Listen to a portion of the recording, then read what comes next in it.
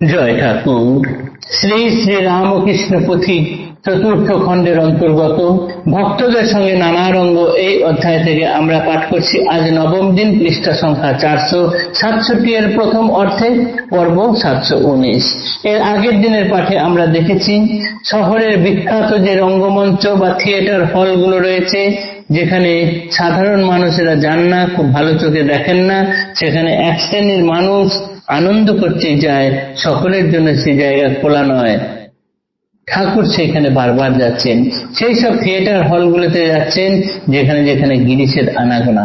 একদিন এরকম মঞ্চে ঠাকুর গিয়েছেন, তাতে করে অন্য যে যাই ভাবে ভাবুক, 16 আনা পাকা জ্ঞান সমন্বিত গিরিশ কিন্তু মনে মনে আনন্দিত। তিনি বুঝতে পেরেছেন এই রঙ্গমঞ্চে ঠাকুর এসেছেন, কেননা রঙ্গালয়ে যে পতিত পা রয়েছে, সেই পতিতদের পাবন উদ্ধারকারী হিসেবে ঠাকুর সেখানে হাজির হয়েছেন। তাই তিনি সকলকে, রঙ্গমঞ্চের যে যেখানে কাজ করছেন, যে যেখানে রয়েছেন, সকলকে তিনি ডেকে ঠাকুরের কাছে আনলেন।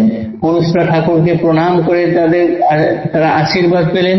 এরপরে গিরিশ ঘোষের ডাকে মনে বল পেয়ে বারাঙ্গনারাও তখন আস্তে আস্তে ঠাকুরের কাছে এলেন। এই অবধি গতদিন পাঠ করেছিলাম।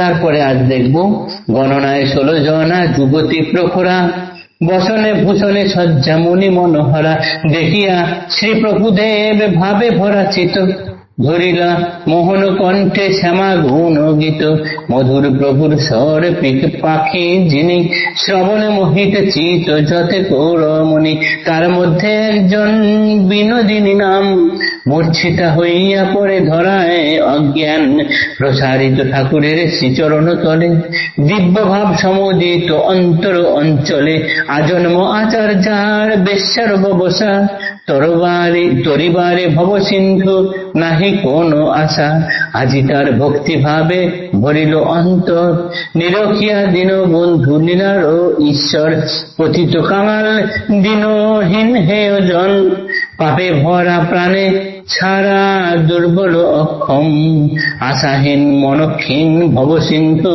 কুলে, নাহি বন্ধু করে পার অকুল সলিলে, কিবা ভয়ে পারাপারে পাইবে সম্বল, ফেলিয়া নয়নে মাত্র এক ফোঁটা জল, গাও রামকৃষ্ণ নাম হইয়া আতুর, ক্ষণ মধ্যে হবে পার কান্ডারি ঠাকুর, ত্রিবিধ ভক্তের জাতি প্রভুর বচনে, গুণ অনুসারে ভেদ সত্য রজতমে, সত্যমূলাত্মক ভক্তি যেখানে বিকাশ, বাহ্য আড়ম্বর তথা একেবারে রাস, দীনতায় আবরণে গোপন আচার, শিষ্ট শান্ত অমায়িক প্রলোভ আচার, রজগুণে আড়ম্বর বহু ভক্ত পায়, গলায় রুদ্রাক্ষ তুলে তিলক নাশায়, পূজায় আরাধনা কালে অঙ্গ সুশোভন, পরিধেয় পরিপাটি পাটেরও বসন, তমগুণাত্মক ভক্ত লক্ষণ তাহার, জ্বলন্ত বিশ্বাস চিত্তে জলে অনিবার, ঈশ্বর নিজের লোক এই ভাব মনে, তিল গ্রাহ্য নাহি করে কাহারও ভুবনে, ভাঙিয়া দুয়ার ঘর আপনার জোরে, মনের মতন ধন লুঠে ধনাগারে, ইচ্ছা মতো রাখে কাছে যেন যায় মন, অন্য পরে পাবে তারে করে বিতরণ, গিরিশ প্রভুর ভক্ত এমন শ্রেণীর, সবল সকল শিরা বিশ্বাসের বীর, ভক্তি ভরে শুনো তবে কহিব কাহিনী, আর দিন মঞ্চ মধ্যে প্রভু গুণমণি। ঠাকুর তো থিয়েটার হলে গেলেন, গিরিশ ঘোষ প্রত্যেককে ডেকেছেন তার কাছে এসে আশীর্বাদ নেওয়ার জন্য। পুরুষ ভক্তরা প্রণাম করে সরে গেছেন, ঠাকুর তাদের আশীর্বাদ দিয়ে ধন্য করেছেন। এরপরে গিরিশ ঘোষের কথায় মনে বল পেয়ে সমস্ত বারাঙ্গনারা যারা আছেন সেখানে ঠাকুরের কাছে হাজির হলেন। এরা হলেন 16 জন প্রখর বুদ্ধি সমন্বিত, অপূর্ব সুন্দরী, সুন্দর বেশভূষায় সজ্জিত 16 জন একদম সুন্দরী বারাঙ্গনা বা বেশ্যা।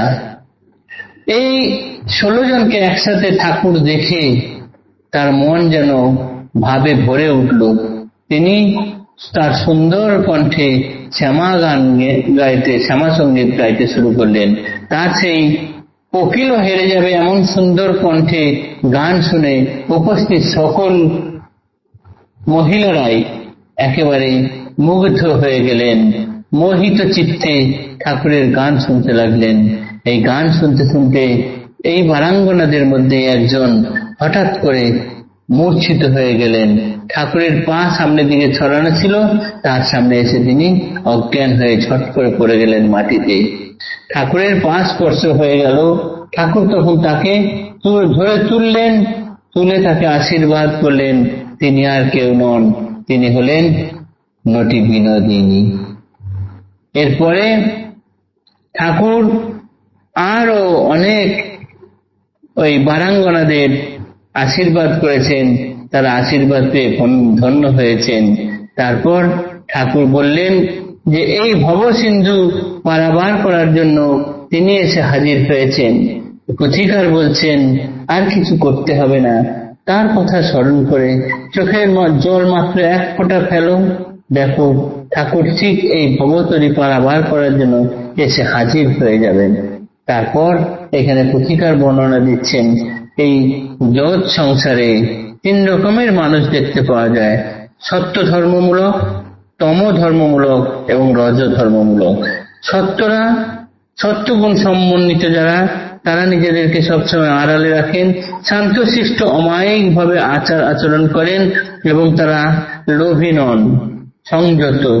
রজগুণ যার, তিনি সর্বদা নানান বেশভূষায় সজ্জিত থাকেন, গলায় রুদ্রাক্ষ, কপালে তিলক, এবং তাদেরকে সর্বদাই দেখা যায় আড়ম্বর করে কোনো কিছু করতে। এবং তমগুণের যে ভক্ত আছেন তাদের জ্বলন্ত বিশ্বাস থাকে, তারা নিজেরা নানান আচার আচরণ করতে থাকেন এবং সেই দিয়ে ঠাকুরের কাছে অগ্রসর হতে চেষ্টা করেন। যেমন এখানে পুথিকার বলছেন, ভাঙ্গিয়া দুয়ার ঘর আপনার জোরে, মনের মতন ভুবন লুঠে ধনাগারে, ইচ্ছা মতো রাখে কাছে, যেন যায় মন, অন্য পরে যারে তারে পরে বিতরণ। তারা প্রথমে কি করলো, ধনাগারে গিয়ে ধন লুণ্ঠন করে তার কাছে নিয়ে জমিয়ে রাখে, পরে তাকে যাকে যাকে পায় ইচ্ছা হয় তাদের মধ্যে বিতরণ করেন। ঠাকুরের জীবনেও এরকম দেখা যায়, তমগুণী সম্পন্ন ভক্তরাও ঠিক এরকম। এদের মধ্যে গিরিশ ঘোষ হলো একজন, তার সমস্ত শিরা উপশিরাগুলোর মধ্যে বিশ্বাস জন্মে আছে, বিশ্বাস আছে ঠাকুরের উপরে। তারপর ঠাকুর বলছেন, ভক্তি ভরে শুনো মন কহিব কাহিনী। পুথিকার বলছেন এখানে, আর দিন মঞ্চ মধ্যে প্রভু গুণ মনে। এরপরের দিন একদিন মঞ্চের মধ্যে ঠাকুর এসেছেন আবার, সেই দিনে কি হলো, ভক্তি ভরে শোনো, অদ্ভুত লাগবে শুনতে, ঠাকুরের কি অপার মহিমা। আগামীকাল সেটি আমরা দেখতে পাবো। আজকের পাঠ এতটুকুই থাকছি। জয় ঠাকুর, নমস্কার।